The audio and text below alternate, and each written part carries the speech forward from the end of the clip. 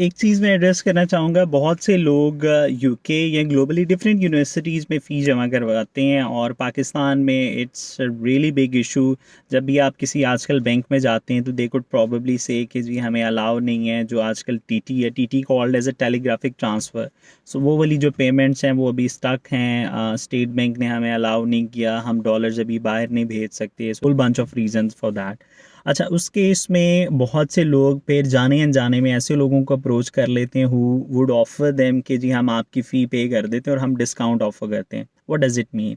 It mean कि बहुत से लोग हैं उनके पास स्वैप कार्ड या डिफरेंट क्रेडिट कार्ड्स होते हैं। अब उनमें होता ये है कि प्रॉबेबली जो पर्सन है जो आपको ये ऑफ़र दे रहा है, वो उसका कहने का मतलब ये है कि आप लेट्स से £4,000 आपकी इनिशियल डिपॉजिट है। सो वो £4,000 आपका पे करेगा एक्चुअल में, बट आपसे 3,000 या 3,500 लेगा। सो इट मीन्स कि वो कोई ना कोई डिस्काउंट ऑफर करे। अब स्टूडेंट इस ट्रैप में फंस जाते हैं and they get into this, okay let's make a deal. अब होता ये है कि वंस आपकी फ़ी पे होगी तो एक मिनिमम टाइम होता है जिसमें क्रेडिट कार्ड की पेमेंट या जो एक्चुअल ऑनर है वो जब उसको पता लगता है कि मेरा कार्ड कहीं पे मिस यूज़ हुआ है, सो अपने बैंक कॉल करके या जैसे भी है वो पेमेंट रिवर्स करवा लेता है। होता ये है कि स्टूडेंट की फ़ी यूनिवर्सिटी में पे हो जाती है, कुछ अर्से तक यूनिवर्सिटी में स्टेटस आ रहा होता है कि yes your fee has been paid, और जो भी आपके प्रोसेस हैं वो नॉर्मली नेक्स्ट स्टेज पे प्रोग्रेस कर जाते हैं।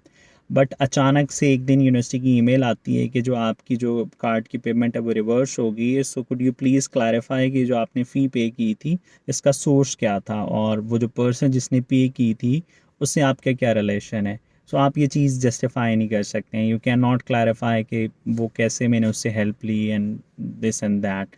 सो इस केस में दे आर 100% चांसेस कि आपका वो जो क्रूशल इनटेक है वो मिस हो सकते हैं and probably university would ban you, क्योंकि आपने जो पेमेंट की है that was the fraudulent payment. So I request all of the guys out there जो भी अप्लाई कर रहे हैं either for UK, Canada and different countries, do not fall into such kind of trap. It's a huge risk for yourself and for your career. कोई बंदा आपको discount तो offer कर रहा है बट पैरेलल में वो आपसे फ्रॉड भी कर रहा है, और यूनिवर्सिटी इस चीज़ को नोट करती है। एंड प्रॉबेबली ये अगर जल्दी पता चले तो स्टूडेंट के लिए अच्छा भी होता है, बुरा भी, बट अगर लेट पता चले वीज़ा की स्टेज पे या आप यूके जाके पता चले तो आप बहुत ही मुश्किल सर्कमस्टांसेस में होते हैं and you can not justify your stance to the university. So please try to make payment by yourself. अगर पाकिस्तान से बैंक ट्रांसफ़र नहीं हो रहा सो आप वेस्टर्न यूनियन के थ्रू ट्राई कर सकते हैं। देयर आर मतलब आप अपने बैंक का कार्ड अप्लाई कर सकते हैं with a huge limit. For example 10 lakh limit के बैंक कार्ड्स पाकिस्तान में वाइडली मिल जाते हैं। HBL ये सर्विस देता है, मतलब डेबिट कार्ड है आपका, उसका आपने प्लाटिनम या जो हाईएस्ट वर्जन है वो अप्लाई करना है। मिज़ान बैंक की सर्विस देता है up to 10 lakh debit card limit.